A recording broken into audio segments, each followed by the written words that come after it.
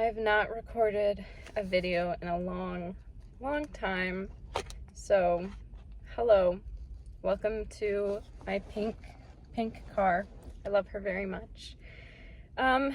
Today I wanted to talk about something that I wrote in my journal. There's a louder peace that comes with the quiet grief. And it kind of just came to my head, and I tried to think about, what does that actually mean? So I'm going through a lot of transitions in my life right now. I'm trying to move out. I'm trying to adjust to my new job, which I've been in for 7 months, but it still feels new. And I'm in my early 20s, so I'm just trying to figure things out. Being in your early 20s is a transition in of itself. But there's kind of a grief that comes with transitions and change, because you realize, well, all these things that I thought I was going to do, this person I thought that I was going to be, is different and not what I expected. And that can feel kind of sad. If you had these expectations for yourself, maybe you thought you'd be in a different job, maybe you thought you'd be in a different major, maybe you ended up dropping out of college like I did, and now you're sitting with yourself and you're like, was I meant for more? Was I meant for a degree? Was I meant for all these different things? So there's a quiet grief that comes with that. And there's a quiet grief that comes with growing up. And me and my dad were talking about this, actually, how when you're younger, it's so easy to be full of dreams and to be full of life, because you're not yet tainted by the world, by media as much. You don't know what's going on in the world, and you don't really know what's going on in other people's lives. If you grew up younger like me and didn't have Instagram and all those things yet, it was hard to know what was going on in other people's lives. You only had yourself and your imagination and what was around you. And so it was so easy to build worlds and to build lives and to build your future self. And you know, when I was younger, I would stare in the mirror and I would look at myself and I would think, this is who I want to be. And it was like I created a different version of myself, and I gave her a name, and I would visit her in the mirror anytime I had a question, anytime I had a problem. I would say, you know what's going to happen in the future. You know what's going to happen, and you're there for me. And looking back now, I think she was kind of talking to me.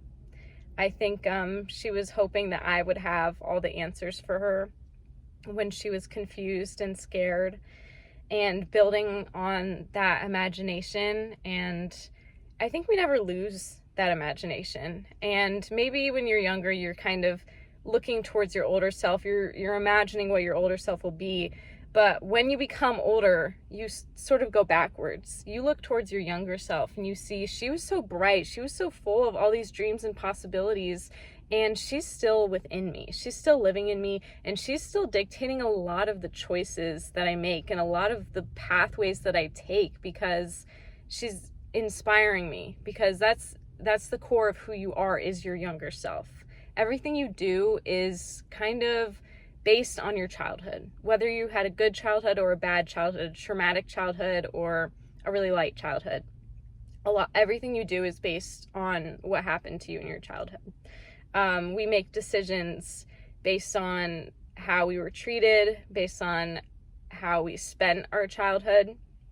And I understand that I'm kind of spiraling and going into different conversations, but we're just going to do that today. So for me, I struggled a lot with loneliness, and I felt like if I wasn't filling my brain, if I wasn't filling my time with lots and lots of things, then I would feel so alone. So I created lots of characters in my head that I created lives for, and I imagined that maybe I could fulfill those lives.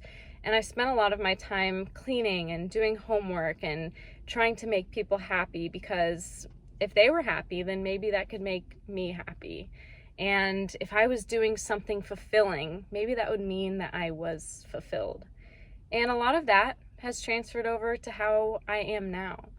I am kind of a workaholic. If I'm not doing something, I'm failing. I am broken. I am wrong. There is something wrong with me if I am not working 24/7. If I do not have my entire future planned out, something's wrong. Something's wrong, and I need to start over. I need to quit my job. I need to quit school. I need to quit everything and start over and be better and do better. And that comes from a place of fear, when in reality, I should look at my achievements and say, I'm proud of myself. I'm proud of my younger self for making it this far, because there were years in my life where I did not think I would be able to make it this far. I didn't think I was going to make it to my early 20s. And, I'm 21 and I've done more in this past year than I ever thought I could possibly do. But again, that inner self, that inner critic often comes up and tells you that you are incapable and you are small and you are insignificant. And I've found that connecting to my younger self and doing lots of self-talk has helped me so much. When I walk into a room and I see all these people, my brain immediately is like, they're doing better than me. They've done so much more than me. I can't do this. I'm failing. But instead, I have to look at it through a different lens. I have to say, I don't know these people. I don't know what they've been through. I don't know how far they've come. I don't know what they're struggling with now, but I know what I can control and I know what I'm doing right now, which is just trying to stay alive and just trying to do my best. And something that I often talk about is passion over discipline. Me and my best friend were talking about this. We were talking about, excuse the lamp. That's for moving out. And I need to move it because I cannot see through my rear view. Anyways, so we talk about passion over discipline. A lot of people prioritize discipline in their lives, and they think that discipline will get them a lot of places. That's how I lived in college for 3 years. I thought that discipline would get me everything that I wanted. So I was working all the time. I was staying up late. I was just grinding. And I believed that if I did that long enough, if I worked hard enough, then I would get everything that I wanted. But something that people don't talk about with discipline is that you reach a crash and you reach a devastating burnout. I got a hot matcha. Normally I go to my local coffee shop, but today all I could do was drive to Starbucks because gas is so expensive right now because the world is on fire. Anyways, so discipline burns you out, and discipline makes you feel like you are almost living in someone else's body, someone who is, better than you, someone who is going to be better than you, and you have to reach into that body, if that makes sense. Whereas with passion is all encompassing, okay? You could be the most depressed you've ever been, but if you are doing things with passion or with the intent of passion, then you can get out of that hole and you can get out of that spiral. I left college because I couldn't take it anymore. But I decided, okay, this is hard and I feel depressed, but I'm going to live my life with passion. I'm going to look passionately for jobs. I am going to passionately try to get better. And I don't know, passion just goes with excitement. And I think it also connects back to your inner child. Like when you were young, you were passionate about all the things that you did. You were passionate about playing outside and playing with your dolls and being kind and doing all these things. You're passionate about that. And I think passion can carry you into a lot of different directions. And when I feel like giving up, I remember I've done hard things before, and I've done them because I had drive, because I had passion. And yeah, there's a little bit of discipline in there, but I still think that passion trumps discipline. One of my favorite things to do is ruminate on the future. So if I'm not thinking about my future 24/7, then what else do I think about? Because I have to have it all figured out, right? I have to know exactly what I'm doing, or else I'm just going to fail and none of it's going to happen. I'm not going to be able to make it happen. And And that's been a big struggle for me. Like, I will stay awake till like 2 a.m. thinking in order, this is how this week's gonna go, this is how this next week's gonna go. I'll write down, this is how this month is gonna go. And honestly, that's just a really harmful practice because we can't know the future. And that's so simple, but it's so true. Like, we only have what is right in front of us. And if we pursue what is right in front of us with passion, then we can get to that future that we really desperately want to be in. But we have to just slow down. And that's hard for me, is slowing down and appreciating what is right in front of you and what you're able to get to now. Every single skill you have, every single job you've done, every single experience you've had, good or bad, is a step into where you want to be and where you're going to go.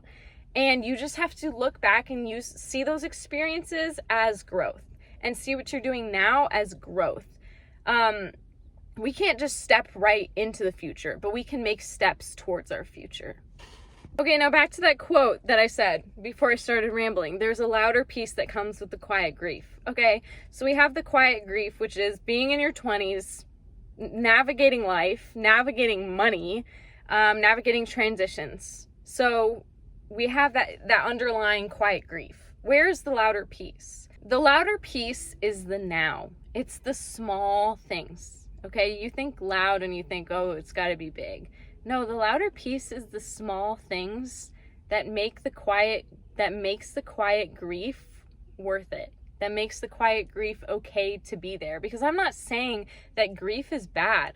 No, grief is good to feel. Because if you're not admitting that you're grieving these things, then they're just going to sort of manifest into, even worse things. But the louder piece is waking up in the morning and drinking your coffee and realizing I am alive and I am moving towards the future that I want.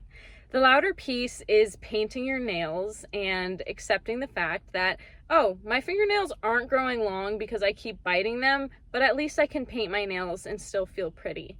The louder piece is having a place to stay, a place over your head that you can call yours, even if it's just a small space in your house. If you still live with your parents, it can still be your bedroom. It can still be the bathroom or even your closet. Like, that's where the louder piece lives. Those things are connected to your mindset and how you live, because it's appreciating the small things. And those small things grow louder and louder and louder until they drown out the intense grief, until they drown out the intense sadness. I think everything we do has a purpose, from the smallest thing, like opening a window in the morning, to something big, like stepping into a new job. It all has purpose. You can grieve, but you are not your grief. You can have trauma, but you are not your trauma. You can have many mental disorders, but you are not your disorders. You can have a disability, but you are not your disability. You are a person who is living, who is growing, who is going through life for the first time, just like everybody else. And we forget that everybody else is experiencing life for the first time. Our parents, who maybe we don't have a good relationship with, they're experiencing life for the first time. We have to give people grace, which is easy. It's easy to give people grace. But do you give grace to yourself? Do you give grace to yourself so that you can experience that louder peace? I know I don't all the time. I have to step back and think, how would I take care of my younger self? And why am I not taking care of my current self like that? Because when I hurt myself, then I'm hurting my younger self too, and she doesn't deserve that. But yeah, I think April is a month of self-reflection and living in the now, appreciating the good in your life, but also allowing yourself to grieve. And that's my ramble for today. This is just like a video diary for myself, honestly, that I can look back on. So if this helps anyone, that's great. If nobody watches it, that's great. I'm fine with that. If only I watch it, that's also great. Yeah, have a lovely April.